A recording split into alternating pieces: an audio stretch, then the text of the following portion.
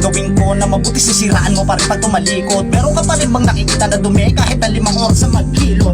Ganyan pa talaga yung kaisipan ng mga taong mabuti lang kapag meron pakinabang. Ang bilis yung makalimos sa mabuting ginawa ko, palibasa din yun ang pinapakinabangan. Tangina nyo, tangina nyo, ayoko na sanang magmura pa, kaso masyado tayo na nababaitan, kaya di na nagsasalita. Tapusin mo to, pakinggan mo to ng maigi, hindi mo to maiilagan. Malamang kahit na hindi mo to salukin, siguradong ikay tatamaan. Di na nga nagpasalamat ang puta, parang ako pa ang merong utang na loob. Di nyo mabasa yung mga ngiti ko na peke, matuto kayong kumutob. Di lahat ng taong nasa paligid ay mabibilog nyo sa ganyang trato. Matagal na akong nasa sahig na amoy ko na lahat ng trapo.